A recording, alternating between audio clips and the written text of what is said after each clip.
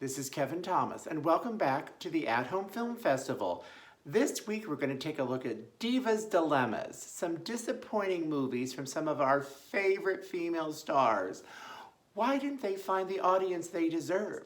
But I'm going to take a look at some of my favorite female stars that normally had hits, but occasionally had misses. So let's go. First we have my queen, Barbra Streisand. Her last movie to date, The Guilt Trip, available on Hulu, was not a hit at all. I went opening day thinking it was going to be crowded, and it wasn't. And Barbra in the 70s ruled the world at the box office.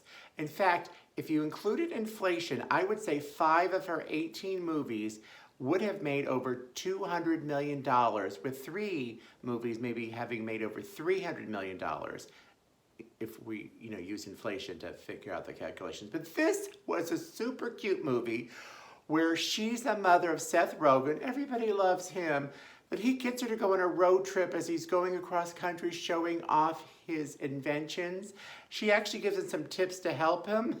There's a super funny scene where they stop and they do if you can eat this steak in a certain time frame, you get it free. Oh God, that was a big piece of steak.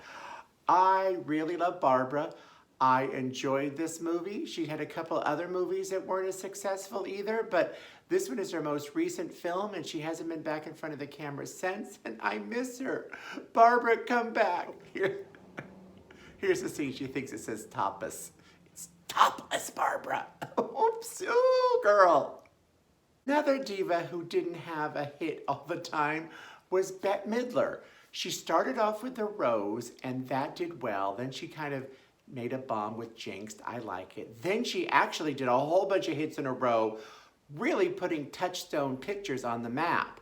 But once again, when she did the movie For the Boys, which you could rent just for a few dollars and most anywhere, it got some pretty good reviews. In fact, she got one of her 2 Oscar nominations from this film. Yet, nobody went to see it really. It was a bomb at the box office. I mean, maybe they mixed in too much a love story, a music story, and a war story. I don't know. But I do know that this is sort of a fictitious version of the Martha Raye story, who did a lot of stuff for Men at War, and Bette Midler was great at taking that role on. She has a great sense of humor. She showed it in this film. Wonderful, wonderful film, but people didn't see it. Like, did you? Huh? Did you? I don't think so. Okay, the story of Come Back to the Five and Dime, Jimmy Dean, is interesting as the story behind the scenes as in front of the camera. This is Cher's first big movie. Now, this led to her having a great career because not only was she Golden Globe nominated and gives a fantastic performance, very memorable, but when this was on Broadway, movie director, actually Oscar-winning movie director Mike Nichols went to see it, and he saw so much in Cher that he hired her for Silkwood, which got her first Oscar nomination the year after this. So this started her down the road to being the great movie star that she became and Oscar winner. She is in a great cast with Karen Black and Sandy Dennis, and in a smaller role, Kathy Bates, but it's about 3 women, well, there are 3 main women, but several women that get together at the anniversary of James Dean's passing because they really loved and respected him. They started a club, so this is kind of a reunion of that. And secrets come out from each and every one of them, and that's what makes it interesting. Wonderful film from Robert Altman, who did so many classics. He did MASH, he did Nashville, he did The Player. I think he was nominated for 8 times for Oscars. He started doing some smaller films after his big Hollywood box movie started flopping.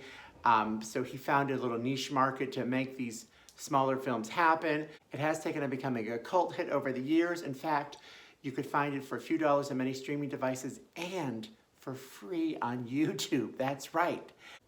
Then we had The Clock with Judy Garland. Judy only made 3 movies that weren't musicals. Mostly she's known for The Wizard of Oz and A Star is Born and her Oscar-nominated dramatic turn and Judgment at Nuremberg.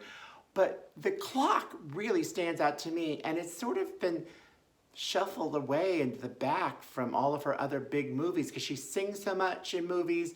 She's been, I think she sang more Oscar-nominated or Oscar-winning songs than anybody else, but this was a change of pace for her, where she plays a young woman who meets a young man in the war on leave, and it almost takes place in real time.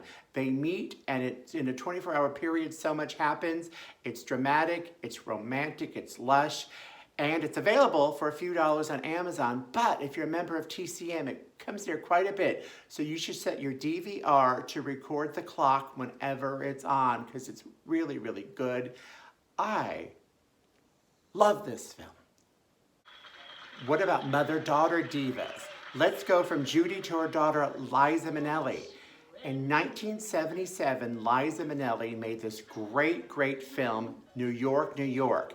Ever hear that song? Yes, this is where it came from. This movie was dramatic. It was old Hollywood. She was a rise to be a singer. Robert De Niro played a sax player. The total opposite, but they meshed well. They fell in love. They had fights. It was a very turbulent. This movie, behind the scenes, was beloved by so many. Director Martin Scorsese was so really depressed when it was not a hit at the box office. It was kind of long, so they ended up cutting this one song called Happy Ending, which was maybe 15 minutes, to hopefully get more people to go see it at a shorter length. It never really worked. It's hard to actually find this movie, so I coincidentally just saw it on my cable company for $3.99 to rent, so I was reminded how I love the lushness of it, the old Hollywood. It's completely filmed on a soundstage to make it feel like an old Judy Garland Hollywood movie. It's a wonderful movie. And it got absolutely zero Oscar nominations. Okay, I think they all deserved it, but this song didn't get nominated. This song.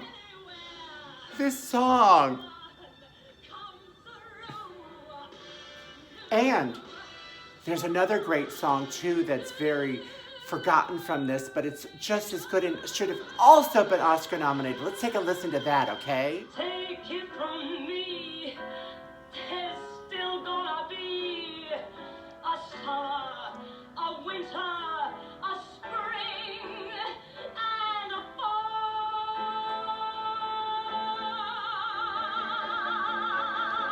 And sometimes a friend starts treating you bad, but the world goes round, and sometimes your heart breaks with a deafening sound.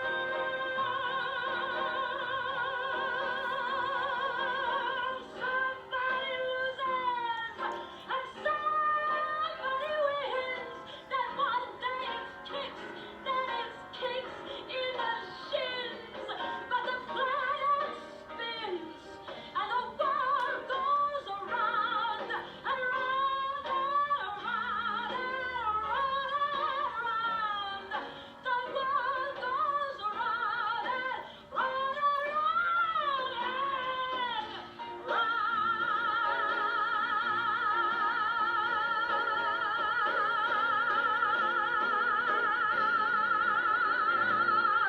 Wow!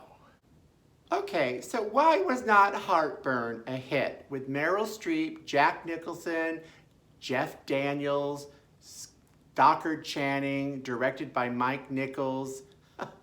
This movie was so good, and it's fictitiously based upon a true story of writer Nora Ephron. But it shows the ups and downs of a relationship. Meryl is so in love with Jack Nicholson, but it's hard for him to keep it in his pants. Really dramatic, funny. It's everything I think you would want in a movie. And once again, totally ignored. You don't have to ignore it though. If you go to Hulu, it's there. Watch it, promise. And it's another one with a great song that didn't get an Oscar nomination. Coming Around Again by Carly Simon. You know that song. Oh yeah? Here we go. I know nothing stays the same, but if you want to play the game, you will be coming around again.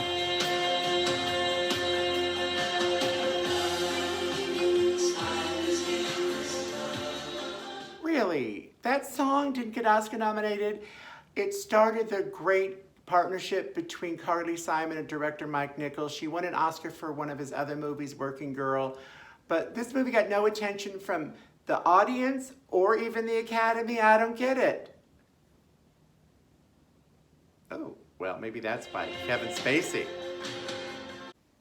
Our seventh movie is Frank Capra's Pocketful of Miracles, a remake of his 30s movie, Lady for a Day. And this one stars Bette Davis, as we see here, as sort of a homeless woman. She ends up getting a makeover because she's been writing to her daughter, telling her what a great life she's been living. It's been a lie, but she just wants her daughter to find love, and she wanted her daughter to have a better life than she did.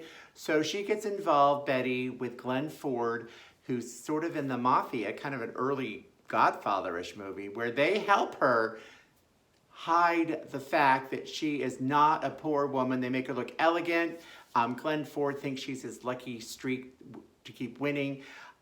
This is Frank Capra's last movie. It often shows around Christmas time on stuff because it does take place a little at Christmas, but it's not a Christmas movie, so you don't need to say, I'm not going to watch it now.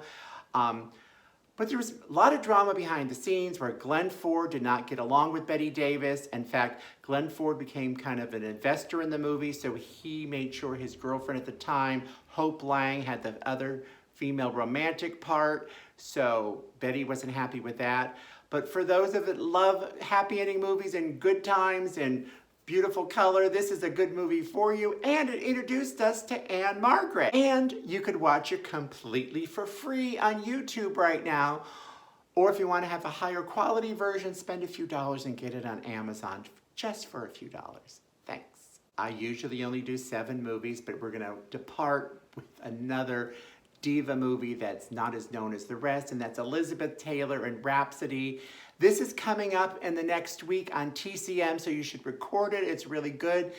She's torn between 2 musical lovers, not feeling like a fool, but what makes this really stand out for me is the lush, beautiful costumes that Elizabeth gets to wear in this movie. That alone is worth the price of admission. I hope you like all these movies. Let me know what you think in the comments below. What one did I miss that you like? And I hope you share, and we actually had Cher earlier, and subscribe, and tell those who subscribe to share, and tell those who share to subscribe. Anyway, keep coming back. I'm enjoying presenting these to you. Hopefully you're enjoying them as well. I also love comments below, and thumbs up never hurts. Thumbs down kind of does. Sadness.